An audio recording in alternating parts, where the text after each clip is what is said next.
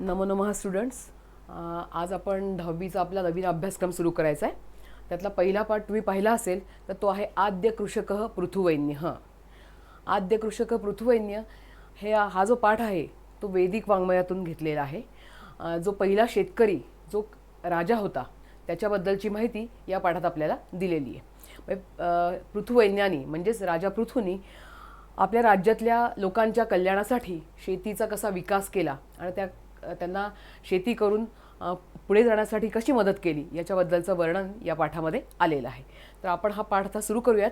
मी पाठातले पहिलं जे प्रस्तावना आहे ती बघूयात. आधी आपण प्रस्तावनेमध्ये पाठाबद्दलची जनरली माहिती दिलेली असते आणि प्रस्तावनेचं महत्त्व काय तर तुम्ही जेव्हा माध्यम भाषा लिहिता पुस्तकातल्या प्रश्नांवरती किंवा परीक्षेमध्ये माध्यम भाषा या उत्तरम लिखत हा जो प्रश्न असतो तो जेव्हा तुम्ही लिहिता तेव्हा प्रस्तावना लिहायला लागते तुम्हाला. त्या प्रस्तावनेतल्या 2 ओळी तुम्ही या प्रस्तावनेमध्ये जी धड्यांची प्रस्तावना आहे त्यातल्या घेऊ शकता.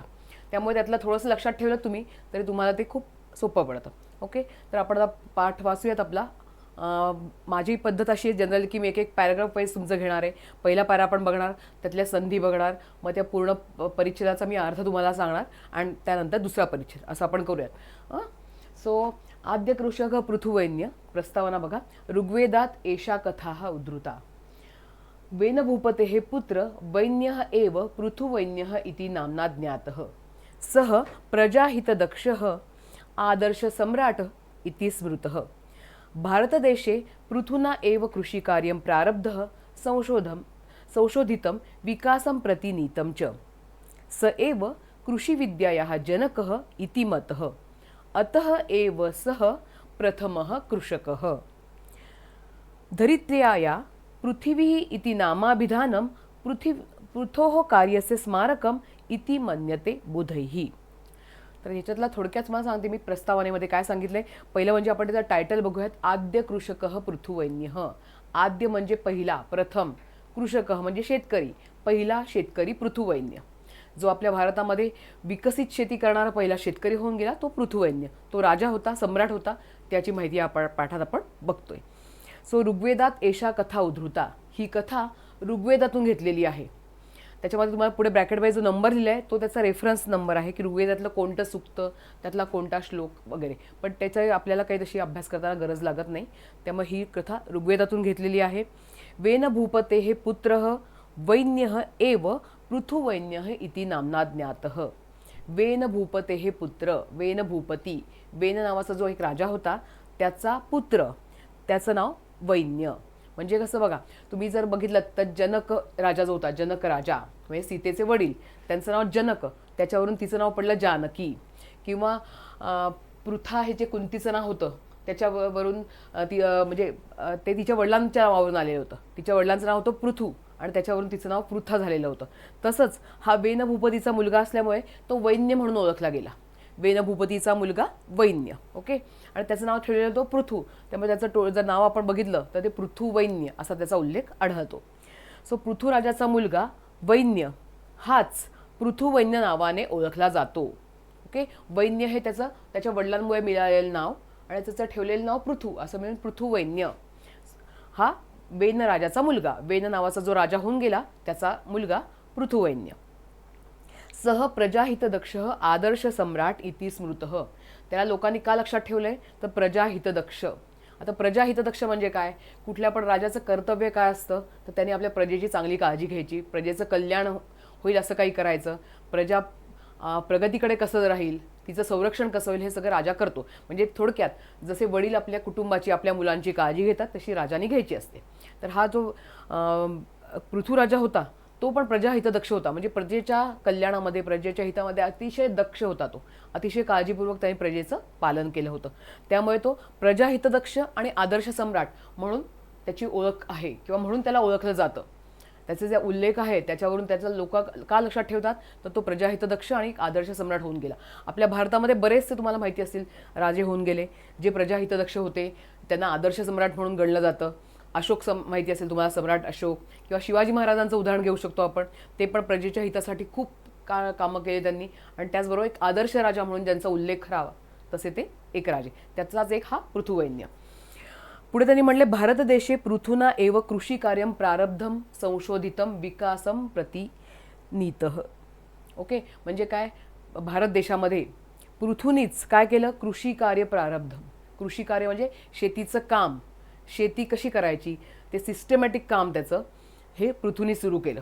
दुसरं म्हणजे संशोधितम, फक्त काम सुरू नाही केलं, त्याच्यामुळे संशोधन केलं. तुम्हाला आता माहिती असेल रिसर्च हा प्रत्येक क्षेत्रात आपल्याकडे चालू असतो, तसं रिसर्च शेती क्षेत्रामध्ये पृथूनी केला.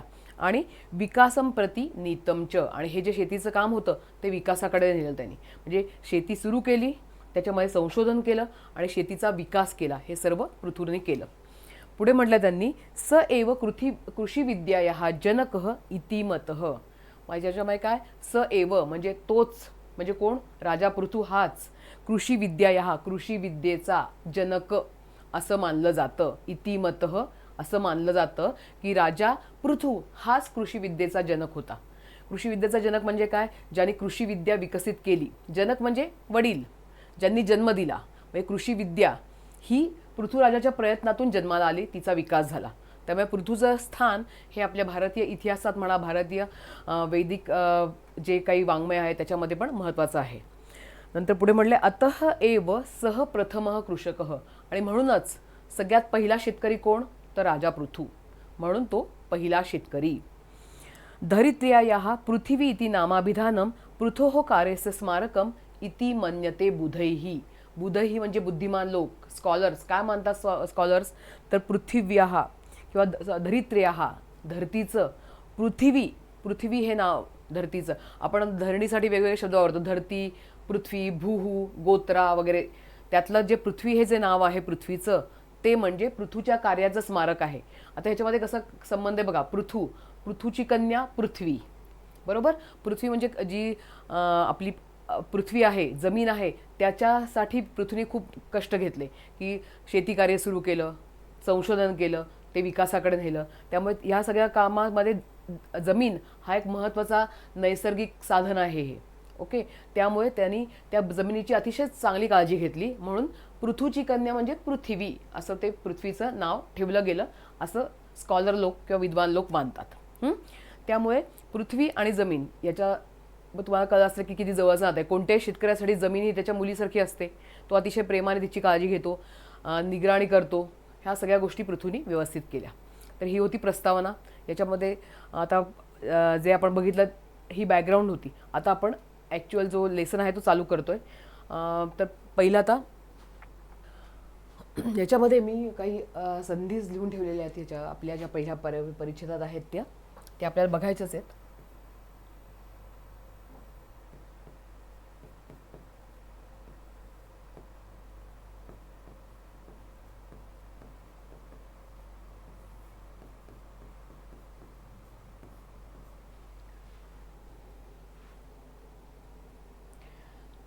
तर आता आपण पहिला परिच्छेद सुरू करू. पहिला परिच्छेद आपण बघतोय भूपालः पृथुवैन्यपासून प्रसन्नः अभवन इथपर्यंत. ओके, तो ह्याच्यामध्ये आता आपण पृथ्वीराजाची जी माहिती आहे ती बघणार आहोत आपण. भूपालः पृथुवैन्यः नाम धरायाः प्रथमः अभिषिक्त सम्राट. भूपालः पृथुवैन्यः, भूपाल पृथुवैन्य म्हणजे राजा पृथुवैन्य. राजासाठी पण संस्कृत वाङ्मयामध्ये भरपूर शब्द आहेत. तुम्हाला माहिती असेलच की संस्कृत भाषा ही अतिशय प्रगल्भ आणि जिची व्होकॅब्लरी, शब्दसंग्रह खूप आहे अशी भाषा मानली जाते. म्हणजे एकेका शब्दासाठी संस्कृत भाषेमध्ये तुम्हाला 10-10, 12-12 शब्द सापडतील. तसा हा राजा हा एक शब्द. त्याच्यासाठी भूपालः, नृपालः, भूपः, नृपः, महिक्षितः, पार्थिवः, राट, सम्राट असे भरपूर शब्द आहेत. त्यांनी आता इथे शब्द वापरला तो आहे भूपालः. सो भूपालः पृथुवैन्य म्हणजे पृथुवैन्य नावाचा राजा. भूपाल पृथुवैन्य किंवा भूपती पण राजासाठी वापरला जाणारा शब्द आहे. नाम म्हणजे या शब्दाचा अर्थ आहे म्हणजे. राजा पृथुवैन्य म्हणजे काय म्हटलं त्यांनी, धरायाम प्रथमः अभिषिक्त सम्राट. धरायाम पृथ्वीवरील पहिला अभिषिक्त सम्राट, ज्याचा अभिषेक केला, राज्याभिषेक केला गेला असा पहिला सम्राट कोण पृथ्वीवरचा, तर तो पृथुवैन्य. म्हणजे जनरली कसं असतं आपल्याकडे की वंशपरंपरागत राजाच्या राजाच्या घराण्यातली लोक वंशावर बसतात. म्हणजे त्या राजाच्या मृत्यूनंतर त्याचा मुलगा राज्यावर बसतो. तसं इथे जो वेन राजा होता आपण प्रस्तावनेत पाहिलं, त्याच्या मृत्यूनंतर पृथू हा राजा झाला. पण त्याच्यापूर्वी त्याचा राज्याभिषेक केला गेला. राज्याभिषेक म्हटलं की तुम्हाला शिवाजी महाराजांचा राज्याभिषेक आठवत असेल. तशाच प्रकारचा सगळ्या पूर्ण धार्मिक विधी वगैरे करून राज्याभिषेक करून जो सम्राट झाला असा पृथ्वीवरचा पहिला सम्राट म्हणून पृथुवैन्य ओळखला जातो. तर सम्राट किंवा राजा पृथुवैन्य हा पृथ्वीवरील पहिला अभिषिक्त सम्राट. अभिषिक्त म्हणजे ज्याचा राज्याभिषेक केला गेला, ज्याचा सर्व धार्मिक विधी करून त्याला गादीवरती बसवलं गेलं, असा हा पहिला सम्राट. पुढे म्हटले प्रयाग क्षेत्रे पृथुनृपस्य राजधानी आसीद. प्रयाग क्षेत्रे, प्रयाग नावाच्या ठिकाणी, प्रयाग नावाच्या क्षेत्र म्हणजे विभाग, एक प्रदेश, प्रयाग नावाच्या प्रदेशामध्ये पृथु राजाची राजधानी होती. त्याचं जे राज्य होतं की नाही त्याच्याची राजधानी तुम्हाला माहिती आहे, राजधानी म्हणजे आपल्या जशी भारताची राजधानी दिल्ली आहे. हे म्हणजे राज्याभिषेक करताना किंवा शासन चालवताना पण ॲडमिनिस्ट्रेशन करतो जेव्हा राज्याचं किंवा एखाद्या देशाचं, तेव्हा राजधानीला अतिशय महत्त्व असतं. तशी पृथुराजाची राजधानी जी होती की नाही त्याचं नाव होतं प्रयाग. प्रयाग नावाच्या ठिकाणी पृथुराजाची राजधानी होती. राज्याभिषेक समये चारणाः पृथुनृपस्य स्तुतिं गातुम् उत्सुकाः. राज्याभिषेक समये चारणाः पृथुनृपस्य स्तुतिं गातुम् उत्सुकाः. आता गातुम् उत्सुका मी इथे संधी बघा, गातुम् उत्सुकाः, गातुम गाण्यासाठी, उत्सुका म्हणजे उत्सुक होते, इच्छा होती त्यांची. कोणाची? चारणांची. आता चारण हा शब्द जो आहे तो भाट यासाठी वापरला आहे. भाट म्हणजे पूर्वीच्या काही राजाच्या पदरी अनेक लोक असायचे, त्याच्यामध्ये काही कवी असायचे, पंडित असायचे. तसे भाट हा एक वेगळा वर्ग होता जो राजाच्या पदरी असायचा. त्या भाटांचं काम काय असायचं? जनरली त्यांना स्तुतिगायक असंही म्हटलं जातं. तर ते स्तुतिगायक किंवा ते भाट जे असायचे ते राजाच्या स्तुतीपर कविता करायचे किंवा त्याच्या राजावरती काव्य करायचे आणि राजा ते ऐकवायचे. मग स्वतःची स्तुती कोणाला आवडणार नाही, त्यामुळे राजा ती स्तुती ऐकून आनंदित व्हायचा आणि आनंदामध्ये त्यांना चांगलं बक्षीस वगैरे दिलं जायचं. तर असे ते चारण, असे भाट सगळ्या राजांच्या पदरी पूर्वी असायचे. तर इथे जेव्हा पृथू राजा झाला तेव्हा राज्याभिषेकाच्या वेळेला जे त्याच्या पदरी चारण होते म्हणजे जे भाट होते ते काय गाण्यासाठी उत्सुक होते. काय? पृथुराजाची स्तुती करण्यासाठी. त्यांनी पृथुराजाच्या स्तुतीपर काहीतरी काव्य रचलेलं होतं आणि ते राजाला गाऊन दाखवण्यासाठी ते उत्सुक होते. तर त्या भाटांना पृथ्वी काय उत्तर दिलं बघा पुढे. तदा पृथु आज्ञापयत तिष्ठन्तु चारणाः. तेव्हा पृथूने आज्ञा केली. काय आज्ञा केली? तिष्ठन्तु चारणाः म्हणजे चारणांनो, स्तुती गायकांनो थांबा. पुढे तो काय म्हणतोय? यावत मम सद्गुणाः न प्रगटी भवन्ति तावद अहम न स्तोतव्यः. यावत जोपर्यंत मम सद्गुणाः म्हणजे माझे सद्गुण न प्रगटी भवन्ति प्रगट होत नाहीत, दिसत नाहीत. माझे सद्गुण तुम्हाला दिसले पाहिजेत. कसे दिसतील राजाचे सद्गुण? राजाच्या कार्यातून. राजा जे लोकांच्या हितासाठी कार्य करेल, राज्याभिषेक कसा राज्यकारभार कसा सांभाळेल याच्यावरून राजाची कार्याची परीक्षा केली जाते. तर तो काय म्हणतो राजा की माझे सद्गुण अजूनपर्यंत प्रगट झाले नाहीत. मी अजून कारण काम करायला सुरुवातच नाही केली आहे. आज तर राज्याभिषेक झाला आहे माझा. त्यामुळे जोपर्यंत माझे सद्गुण तुम्हाला दिसत नाहीत, जोपर्यंत माझे सद्गुण प्रगट होत नाहीत, तावद अहम न स्तोतव्यः तोपर्यंत माझी स्तुती करू नका. स्तोतव्यः स्तुती करणे कबुधावीचं रूप आहे ते. पण त्याच्यामध्ये तो म्हणतो की माझी स्तुती तोपर्यंत करू नका जोपर्यंत माझे सद्गुण तुमच्यासमोर प्रगट होत नाहीत, तुम्हाला दिसत नाहीत. मग पुढे म्हणतो स्तवनम तू ईश्वरस्य एव भवेत. ईश्वरस्य एव, ईश्वरस्य एव, फक्त एवचा अर्थ होतो फक्त आणि ईश्वरस्य ईश्वराचे. स्तवन म्हणजे स्तुती. स्तुती कोणाची केली गेली पाहिजे? फक्त ईश्वराची. तो राजा अतिशय चांगल्या विचारांचा होता, त्यामुळे त्याला स्वतःची स्तुती करून घेण्यामध्ये इंटरेस्ट नव्हता. तो म्हणाला की तुम्ही स्तुती करा, पण ती कोणाची करा? ईश्वराची करा. काय ईश्वराची स्तुती करायची? ईश्वराने एवढं सगळं जग निर्माण केलेलं आहे, आपल्यासाठी एवढ्या सगळ्या गोष्टी निर्माण केल्या, त्यामुळे स्तुती करा पण ईश्वराची करा. जोपर्यंत माझे सद्गुण प्रगट होत नाहीत तोपर्यंत माझी स्तुती करू नका. स्तुती ही फक्त ईश्वराचीच केली जावी. असं म्हटल्यानंतर पुढे काय झालं? स्तुती गायकाः पृथुनृपस्य एतादृशीं निस्पृहता ज्ञात्वा प्रसन्नाः अभवन्. स्तुती गायक जे होते ते भाट जे होते ते पृथुराजाची अशा प्रकारची काय निस्पृहता निही म्हणजे नसणे, काय स्पृहा इच्छा नव्हती. कशाची इच्छा नव्हती? पृथुराजाची स्वतःची स्तुती करून घेण्याची. त्याला इच्छा नव्हती, त्याला प्रजेसाठी कार्य करायचं होतं पण त्याच्यासाठी स्तुती करणं व्हावी अशी त्याची इच्छा नव्हती. त्यामुळे तो काय म्हणतो की म्हणजे माझी निस्पृहता अशी आहे किंवा माझी इच्छा अशी आहे की मला माझी स्तुती केलेली आवडणार नाही, तुम्ही ईश्वराची स्तुती करा. मग जेव्हा त्या चारणांना, त्या भाटांना पृथूचं हे स्वभाव समजला तेव्हा ते पण अतिशय आनंदित झाले की राजाला उगीच केलेली स्तुती आवडत नाही. त्यामुळे पृथ्वीराजाची अशा प्रकारची निस्पृहता जाणून भाट किंवा स्तुती गायक अतिशय प्रसन्न झाले, आनंदित झाले. ओके, आता एकदा परत आपण हे मी सांगते तुम्हाला की राजा पृथुवैन्य हा पृथ्वीवरील पहिला अभिषिक्त सम्राट, अभिषिक्त म्हणजे ज्याचा अभिषेक केला गेला आहे असा सम्राट. प्रयाग नावाच्या क्षेत्री, प्रयाग नावाच्या विभागात, प्रयाग नावाच्या स्थानी पृथ्वीराजाची राजधानी होती. राज्याभिषेकाच्या वेळी चारण म्हणजेच भाट किंवा स्तुती गायक पृथ्वीराजाची स्तुती करण्यासाठी अतिशय उत्सुक होते. पण तेव्हा पृथ्वीने त्यांना आज्ञा दिली, चारणांनो, भाटांनो थांबा, स्तुती गायकांनो थांबा, जोपर्यंत माझे सद्गुण दिसत नाहीत, प्रगट होत नाहीत, तोपर्यंत माझी स्तुती करू नका. स्तवन फक्त कोणाचं झालं पाहिजे किंवा स्तुती फक्त कोणाची केली गेली पाहिजे? ईश्वराची. फक्त ईश्वराची स्तुती करावी किंवा केली गेली पाहिजे. स्तुती गायकांनी जेव्हा हे राजाची निस्पृहता पाहिली, राजाचा निरीच्छपणा पाहिला, तेव्हा ते अतिशय प्रसन्न झाले. तर आता दुसरा जो परिच्छेद आहे त्याला आपण सुरुवात करूयात. एकदा पृथुराजः स्वराज्ये भ्रमणम अकरोत. आता तुम्ही बऱ्याच गोष्टी ऐकल्या असतील, त्याच्यामध्ये तुम्ही बघितलं असतं की बरेचसे राजे वेश बदलून राज्यामध्ये फिरायचे. त्यांना त्यामुळे राज्यातली काय परिस्थिती आहे, प्रजेचे काय प्रश्न आहेत, की त्यांना काही त्रास आहे का, हे सगळं ते प्रजेकडून जाणून घ्यायचे. आणि वेश बदलल्यामुळे प्रजेला कळायचं नाही की हा राजा आहे, आणि प्रजा त्यांच्याकडे आपलं मन मोकळं करायची. पण म्हणजे पृथू काय आता इथे वेश बदलून फिरत नव्हता, पण राज्याभिषेक झाल्यावर राज्याचं एक परीक्षण करायचं की काय कशी स्थिती आहे हे बघण्यासाठी पृथ्वीराजा स्वराज्यामध्ये म्हणजे स्वतःच्या राज्यामध्ये भ्रमण फिरत होता. एकदा पृथ्वीराजा स्वतःच्या राज्यात भ्रमण करत होता, स्वतःच्या राज्यात फिरत होता.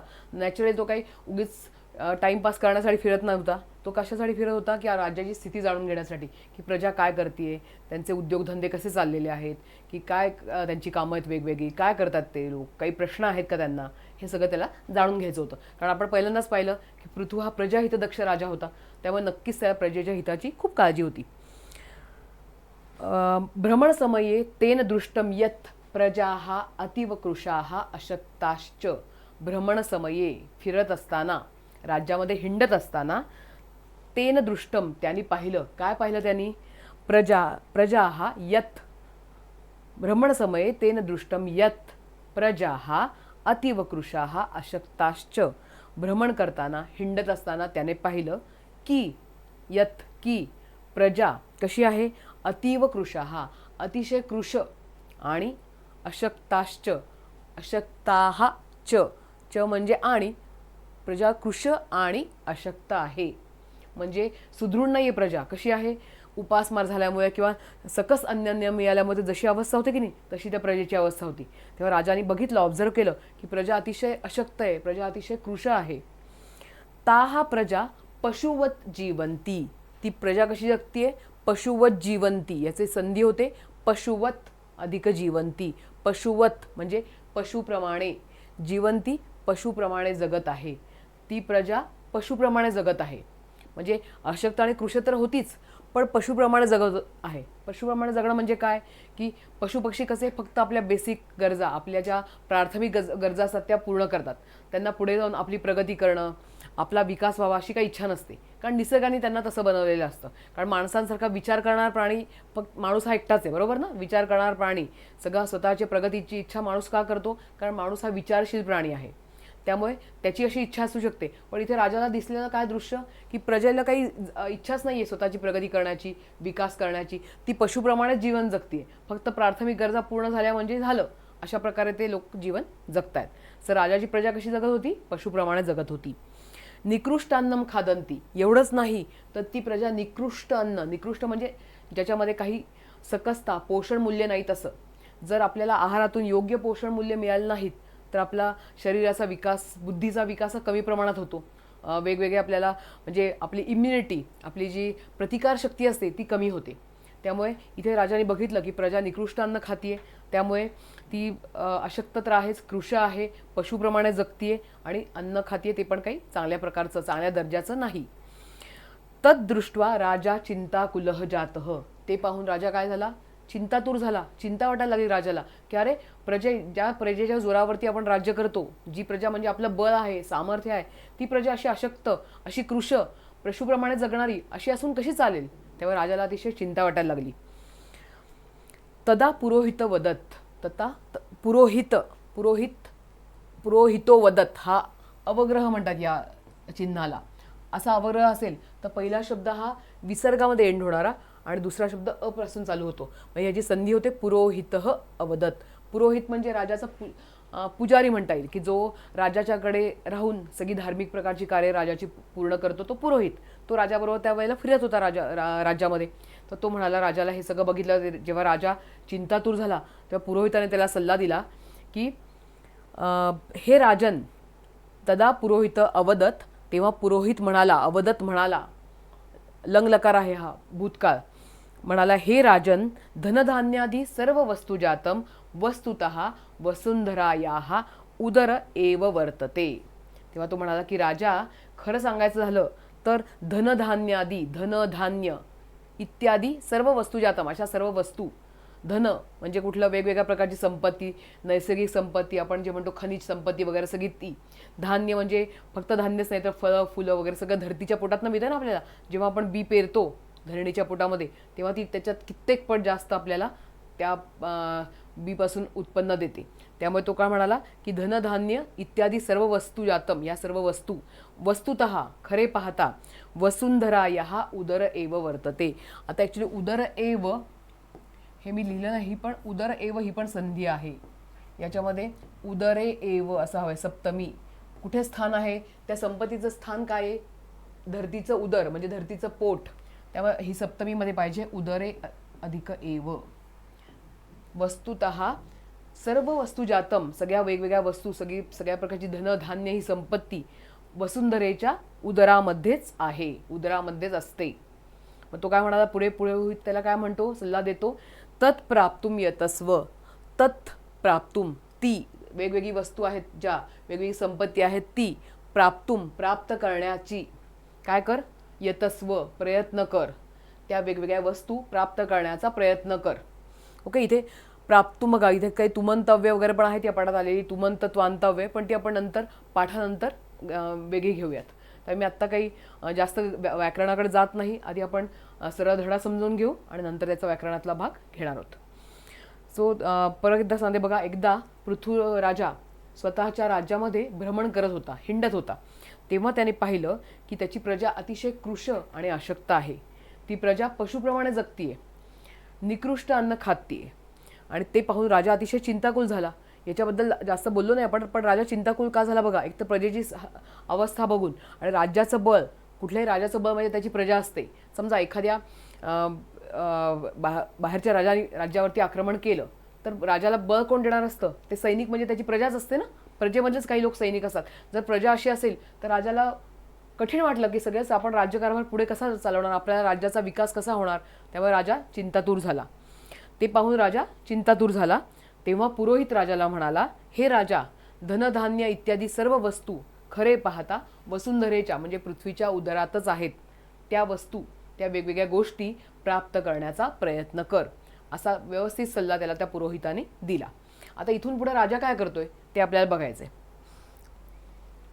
आता पुढच्या परिच्छेदामध्ये पृथ्वीराजांनी आपल्या शेतीसाठी किंवा आपल्या प्रजाजनांच्या विकासासाठी काय काय करायला घेतलं ते सांगितले. तो पुढचा परिच्छेद आपण वाचूयात. तदा पृथुभूपेन तदर्थम धनुः सज्जीकृतम. आता मागच्या परिच्छेदामध्ये काय बघितलं आपण की राजा प्रजेची अवस्था बघून चिंतातूर झाला. मग पुरोहितांनी त्याला सल्ला दिला की राजा, या सगळ्या जे धन धान्य वगैरे जी संपत्ती आहे ती तुला पृथ्वीच्या म्हणजेच वसुंधरेच्या उदरामध्ये म्हणजे पोटामध्ये मिळेल, तर ती तू प्राप्त करण्याचा प्रयत्न कर. मग नॅचरल राजाला काय वाटलं की आता आपण सगळेच एका वेळेला ती संपत्ती खडून काढूयात. म्हणून त्यांनी काय केलं बघा, तदा पृथुभूपेन तदर्थम धनुः सज्जीकृतम. राजाने धनुष्यबाण, राजा म्हटलं तर शस्त्रास्त्र आलीच, शस्त्रास्त्रामध्ये राजा पारंगत असतोच. त्यांनी काय केलं, आपलं धनुष्य म्हणजे धनुः म्हणजे धनुष्य, सज्जीकृतम सज्ज केलं. की त्याने विचार केला की धनुष्यबाण घ्यायचा, त्या पृथ्वीच्या पोटातली सगळी संपत्ती आपण एकदाच काढून घ्यायची. असं झाल्यावरती जेव्हा पृथ्वीराजा धनुष्यबाण सज्ज करून तयार होता तेव्हा काय झालं बघा, तदा भूमी स्त्रीरूपम धृत्वा तस्य पुरतः प्रगटिता अभवत अवदच्च.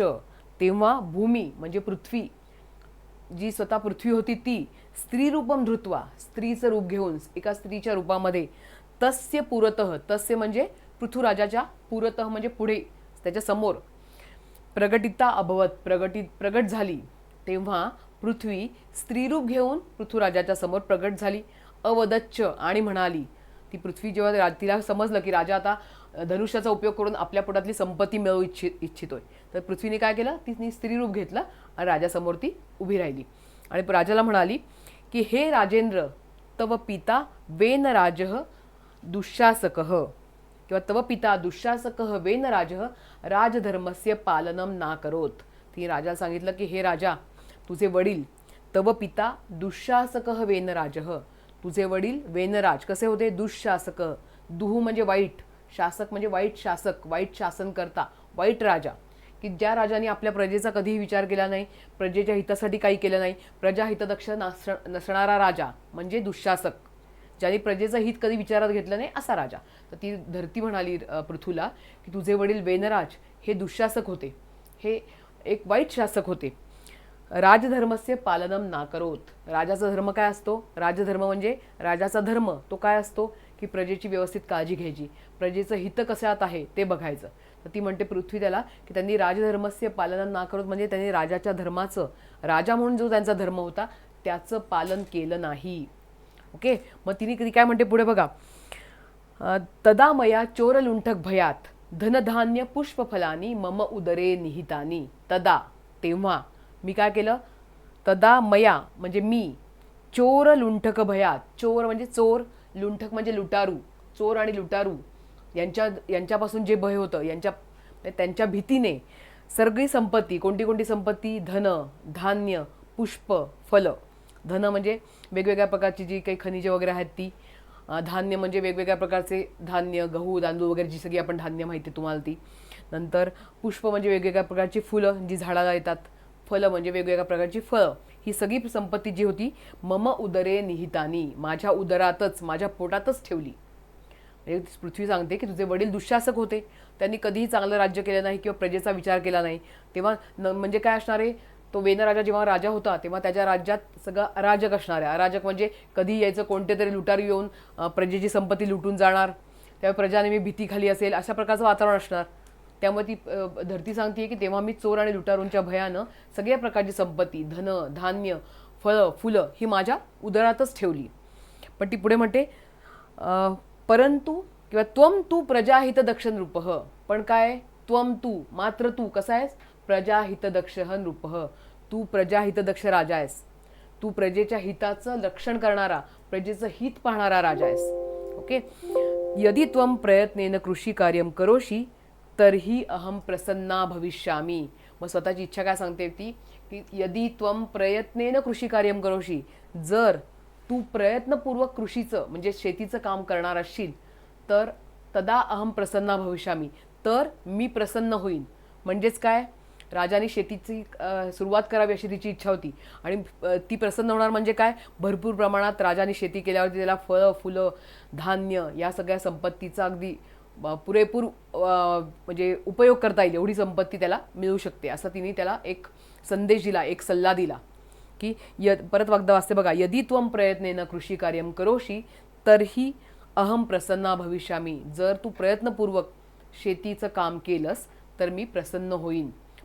धरती प्रसन्न होणार म्हणजे काय, धरतीमध्ये काय महत्त्वाचं, प्रोडक्टिव्हिटी हे धरतीचं एक महत्त्वाचं साईन आहे. त्यामुळे जे काही राजा शेतीचं काम करताना जे धनधान्याचं उत्पादन घ्यायचा प्रयत्न करेल ते त्याला भरपूर प्रमाणात द्यायला ती तयार होती. मग ती पुढे सांगते अतः धनुः त्यजः, म्हणून काय, अतः म्हणून, धनुः म्हणजे धनुष्याचा त्याग कर, कारण शेतीच्या कामामध्ये धनुष्याचा काय उपयोग. तिने त्याला काय सल्ला दिला की तू आता प्रयत्नपूर्वक शेतीचं काम कर, म्हणून धनुष्याचा त्याग कर. आणि पुढे ती सांगते खनित्राणी हलान कुद्दालकान लवित्राणी च हस्ते गृहीत्वा प्रजाजने सह कृषी कार्यम कुरु. मग ती त्याला सांगते खनित्राणी हलान कुद्दालकान आणि लवित्र ही वेगवेगळी शेतीची साधनं आहेत. त्यातलं खनित्राणी म्हणजे टिकास म्हणतात त्याला, जे खोदण्यासाठी वापरतात ते. हल म्हणजे नांगर, कुद्दालक म्हणजे कुदळ माहिती असेल जनरली तुम्हाला, कुदळ नांगर हे शब्द आपण ऐकलेत. नंतर लवित्राणी म्हणजे विळा, जो पीक तयार झाल्यावरती कापण्यासाठी वापरतात बघा, असा साधारण तो त्याचा शेप असतो, त्यांनी तयार झालेलं पीक कापता येतं, हा विळा. पहिला टिकास, टिकास म्हणजे खोदण्यासाठी वापरतात. फावडं कुदळ मतलब म्हणता येईल त्याला. कुदळ वेगळी असते आणि म्हणजे ॲक्च्युली फावडं वेगळं असतं ते. पण टिकास, नांगर, कुदळ आणि विळा ही सगळी वेगवेगळी जी शेतीची अवजारं आहेत ती हातात घे आणि प्रजेबरोबर कृषी कार्य सुरू कर. प्रजेबरोबर शेतीच्या कामाला सुरुवात कर. कारण शेतीचं काम करताना धनुष्याचा काहीच उपयोग नाही, त्यामुळे धनुष्याचा त्याग कर आणि ही सगळी शेतीची वेगवेगळी अवजारं हातात घे, प्रजेला तुझ्याबरोबर घे आणि तुम्ही सगळ्यांनी प्रयत्नपूर्वक शेतीचं काम सुरू करा, असा सल्ला तिने राजाला दिला. आता परत हे सांगते बघा मी.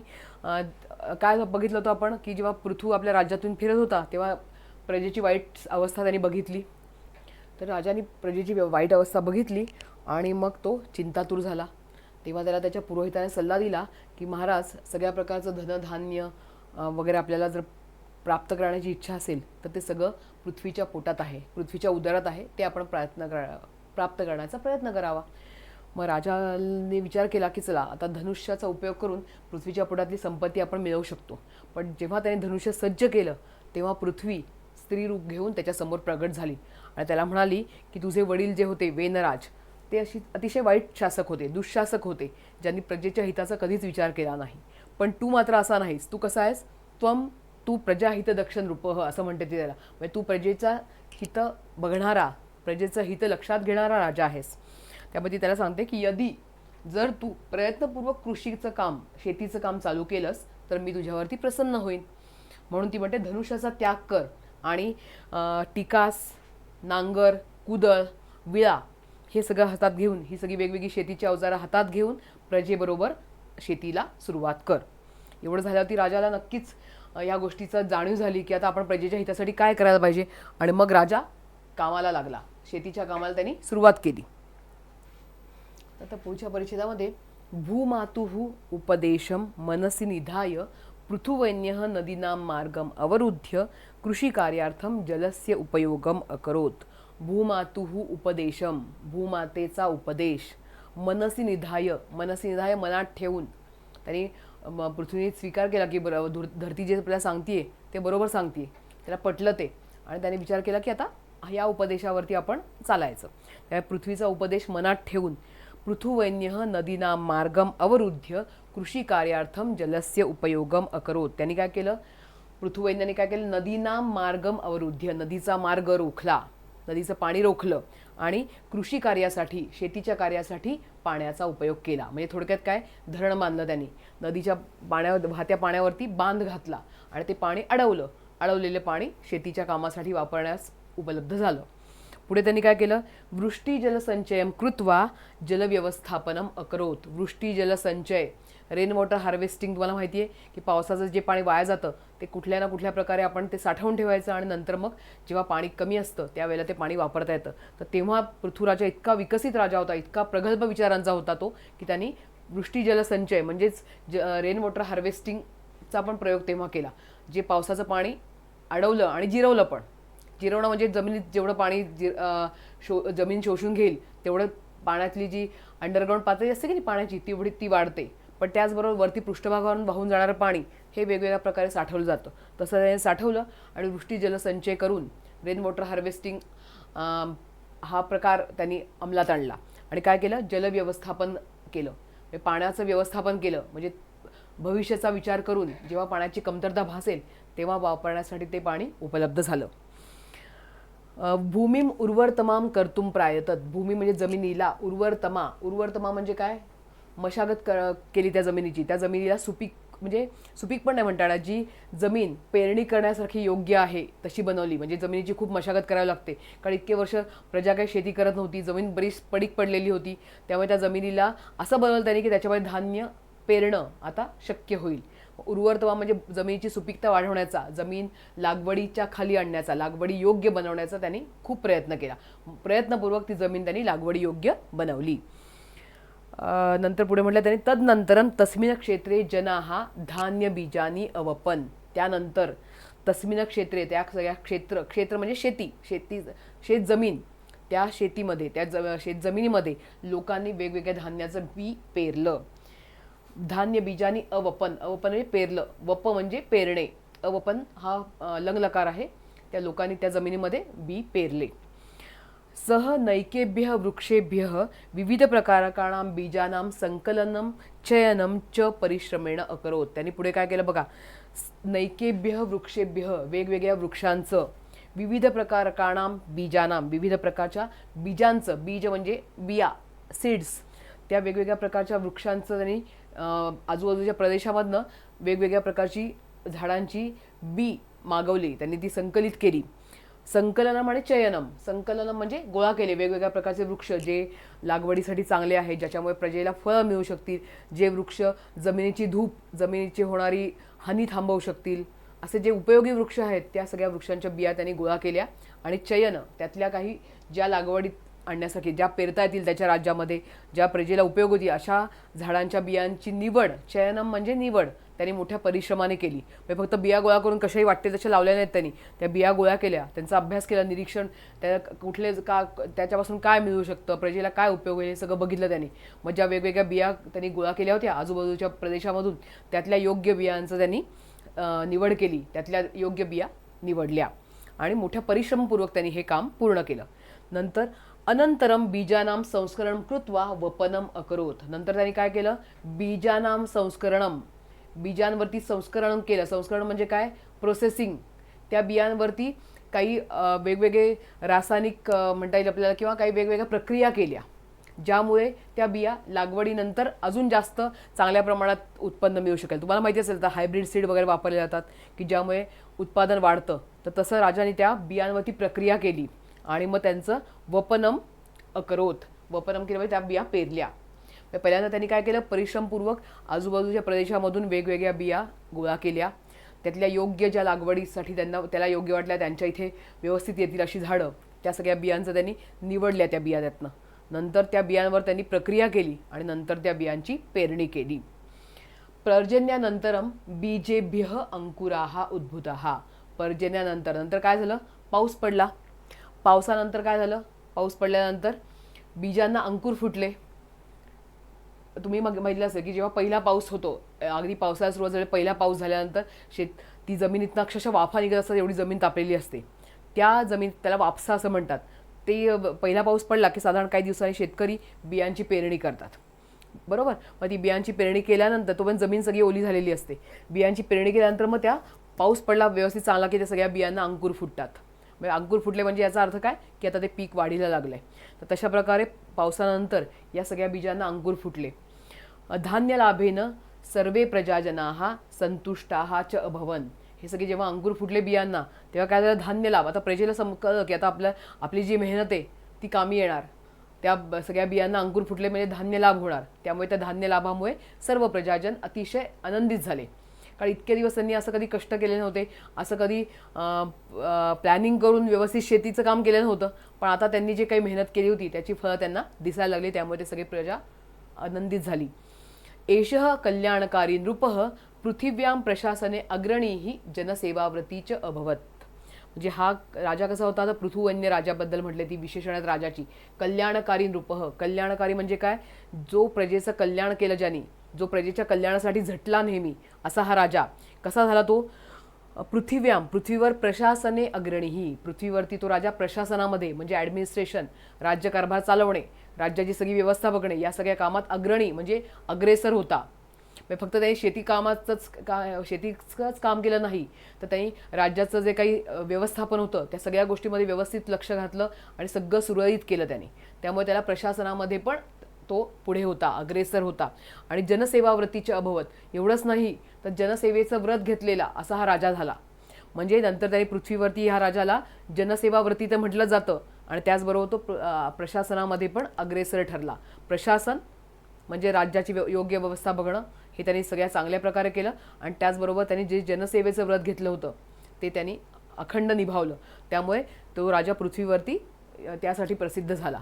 अशा प्रकारे पृथ्वीराजांनी आपल्या मेहनतीने आपल्या प्रजेचं कल्याण केलं, आपलं राज्य भरभराटीला आणलं. त्याचबरोबर तुम्ही बघितलं असेल शेतीसाठी वेगवेगळी जी कामं केली जातात ती सगळी त्यांनी व्यवस्थित स्वतःच्या प्रयत्नाने केली. म्हणजे नदीवरती बांध घातले, पाणी अडवलं, रेन वॉटर हार्वेस्टिंग म्हणजे वृष्टी जलसंचय केला. नंतर वेगवेगळ्या प्रकारच्या बियांचं संकलन केलं, म्हणजे त्या गोळा केल्या, एकत्र केल्या, त्या बियांमधल्या योग्य बियांचं निवड केली, निवड केलेल्या बियांवरती प्रक्रिया केली की ज्याकरवी त्याला अजून जास्त चांगलं उत्पन्न मिळू शकेल आणि मग त्यांनी ते त्या बियांचं रोपण केलं.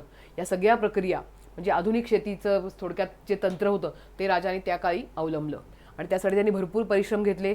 जमीन जी लागवडीखाली नव्हती ती सर्व जमीन त्यांनी मोठ्या परिश्रमाने लागवडी योग्य बनवली. या सगळ्या कामामुळे पृथूला आद्य कृषक पृथुवैन्य म्हणजे पहिला शेतकरी पृथुवैन्य असं आपण जे लेसनचं नाव आहे ते सार्थ ठरतं, कारण राजांनी घेतलेली शेतीसाठी केलेली मेहनत. तुम्हाला माहिती आहे की भारत हा देश जो आहे तो आपला शेतीप्रधान देश आहे. म्हणजे अजूनही भारतामध्ये मॅक्झिमम लोक शेती ह्या व्यवसायामध्ये गुंतलेली आहेत आणि आपलं लोकसंख्या पण भरपूर आहे. त्यामुळे शेतीमधनं मिळणारं जे उत्पन्न आहे, जे काही वेगवेगळं अन्नधान्य आहे, ती आपल्या देशातल्या नागरिकांसाठी आपल्याला वापरता येतात. त्यामुळे शेतीला आपल्या देशामध्ये भरपूर महत्त्व आहे आणि त्यामुळे कृषी क्षेत्रामध्ये ज्या राजांनी एवढा प्राचीन काळी एवढे सगळे वेगवेगळे बदल केले, एवढं सगळे वेगवेगळे तंत्र ज्यांनी सुरू केली, तो राजा पृथुवैन्य. म्हणूनच शेतीचा जनक म्हणजेच आपण जसे ह्याच्यामध्ये वाचलं आपण कशामध्ये कृषी विद्या या हा जनक प्रस्तावनेमध्ये वाचलं आपण, कृषी विद्येचा जनक म्हणून हा राजा ओळखला जातो. त्याच्यानंतर लास्टमध्ये बघा तुम्हाला ह्याच्यामध्ये दिसेल की पृथुराजाची कामं त्यांनी दिलेली आहेत. पृथुनृपस्य किंवा पृथुवैन्यस्य आदर्शभूतानी कार्याणी, त्यांनी केलेली वेगवेगळी कार्य ती काही म्हणजे कदाचित तुम्हाला त्याच्यावरती फ्लोचार्ट जो आपली छोटी आकृती येते की नाही, तुम्हाला आकृतीबंध जे येतात त्याच्यामध्ये विचारू शकतील. पण तरी जनरली जे लेसनच्या खाली दिलेले आहे स्वाध्यायामध्ये तेच प्रश्न येतात. पण तरी आपण हे बघूयात. पृथुवैन्यस्य जनसेवा, काय काय केलं जनसेवेसाठी त्यांनी? पहिलं म्हणजे संरक्षण व्यवस्था, डिफेन्स सिस्टीम. राज्याची संरक्षण व्यवस्था ही नेहमी राजाला बळकट ठेवावी लागते. प्रजेचं रक्षण राजाच्या हातात असतं, राज्याचं रक्षण करणं हे त्याचं काम असतं. त्यामुळे संरक्षण व्यवस्था त्याच्याकडे त्यांनी व्यवस्थित लक्ष दिलं. दुसरं काम म्हणजे जलव्यवस्थापन. आपण पाहिलं त्यांनी नदीचं पाणी अडवलं, बांध घातले, रेन वॉटर हार्वेस्टिंग म्हणजे वृष्टी जलसंचय केला. म्हणजे जलव्यवस्थापन, पाण्याचं व्यवस्थापन की वर्षभर प्रजेला पुढे पाणी पुरेल पावसाळ्यानंतर सुद्धा, ही व्यवस्था त्यांनी केली. पुढचं म्हणजे कृषी संशोधन. फक्त शेतीची सुरुवातच नाही केली तर शेतीमध्ये त्यांनी संशोधन केलं, रिसर्च केला की ज्याकरवी शेतीची श्रेणी, शेतीचा जो स्तर होता तो उंचावेल. अशा प्रकारचं काम त्यांनी केलं. वेगवेगळ्या क्षेत्रातलं संशोधन हे नेहमी त्या क्षेत्रातल्या प्रगतीला कारणीभूत असतं. त्यामुळे वेगवेगळ्या क्षेत्रात नेहमी संशोधन चालू असतं. तर तेव्हा राजाने संशोधनामध्ये भरपूर मेहनत घेतलेली आहे. नंतर दुसरं म्हटलं त्यांनी म्हटलं आरोग्य सुविधा. राज्यामधल्या नागरिकांचं आरोग्य चांगलं राहावं यासाठी ज्या ज्या सुविधा, ज्या ज्या सोयी राजाला योग्य वाटल्या, ज्या करता आल्या आणि ज्या गरजेच्या होत्या त्या सगळ्या त्यांनी केल्या. म्हणजे राज्यातली प्रजा कशी हेल्दी राहील, कशी सशक्त राहील, बळकट होईल याकडे त्यांनी लक्ष दिलं. नंतर पुढे तिथे आहे पशूनाम कृते रक्षित आणि तृणक्षेत्रानी. पशु म्हणजे जे पाळीव प्राणी असतात, गाई म्हशी वगैरे जे असतात, शेळ्या बकऱ्या मेंढ्या जे पाळतात, ते सगळ्या एक तो शेतीबरोबर चालणारा दुसरा व्यवसाय आहे जो शेतीमध्ये डिपेंड असतो. त्यामुळे त्या व्यवसायाला पण खूप महत्त्व आहे. त्या अशा प्राण्यांसाठी राजांनी रक्षित केलेली म्हणजे स्पेशली त्यांच्यासाठी संरक्षित केलेली गवताकुर्ण तयार केली होती. त्याला तुम्ही जॉग्रफीमध्ये म्हणजे भूगोलामध्ये वगैरे वाचलं असेल की पशूंसाठी अशी गवताकुर्ण बऱ्याचशा देशांमध्ये वगैरे किंवा भारतामध्ये पण काही भाग असा गवताकुर्णांखाली आहे. तो पशूंसाठी प्रामुख्याने संरक्षित केलेला असतो की त्या भागामध्ये फक्त गवतच येणार, जे गवत पशूंना खाद्य म्हणून उपयोगी पडतं. तर अशी संरक्षित गवताकुर्ण राजाने तेव्हा वाढवली होती. नंतर दुसरं त्यांनी म्हटले अन्न दुग्धादीनाम व्यवस्था. अन्न म्हणजे वेगवेगळ्या प्रकारची धान्य जी शेतीतून मिळतात ती, आणि दुग्ध म्हणजे दूध. दूध हा नाशवंत पदार्थ आहे त्यामुळे तो टिकत नाही. पण जर तो दुधाचं उत्पादन जास्त असेल तर त्या दुधाच्या दूध खराब होऊ नये, ते नंतरही वापरता यावं यासाठी त्याच्यावरती प्रक्रिया करणं, त्याला कोल्ड स्टोरेजमध्ये किंवा काय जी व्यवस्था तेव्हा त्यांनी केली असेल तसं त्याला साठवून ठेवणं दुधाला, त्याच्यावर प्रक्रिया करणं, या सगळ्या गोष्टींची पण सोय राजाने केली होती. नंतर दुसरं त्यांनी म्हटलं पुढे नगर व्यवस्थापन. नगर व्यवस्थापन म्हणजे सिटी किंवा जे टाउनशिप असतात की नाही, म्हणजे प्लॅन टाउनशिप ज्याचं व्यवस्थित प्लॅनिंग करून डिझायनिंग करून त्या बसवल्या जातात.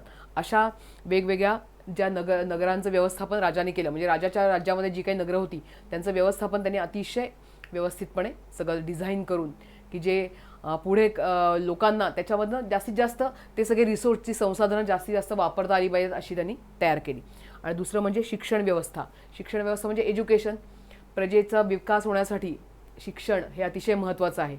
त्यामुळे त्यांनी शिक्षणाकडे पण व्यवस्थित लक्ष पुरवलं आणि प्रजेच्या सगळ्या प्रकारे प्रजेला जितकं सुख पुरवता येईल, जितक्या त्यांना चांगल्या व्यवस्था देता येईल असं त्यांनी केलं. त्यामुळे तो प्रजाहितदक्ष राजा पृथ्वीवरती आजही त्याचं नाव मोठ्या आदराने घेतलं जातं.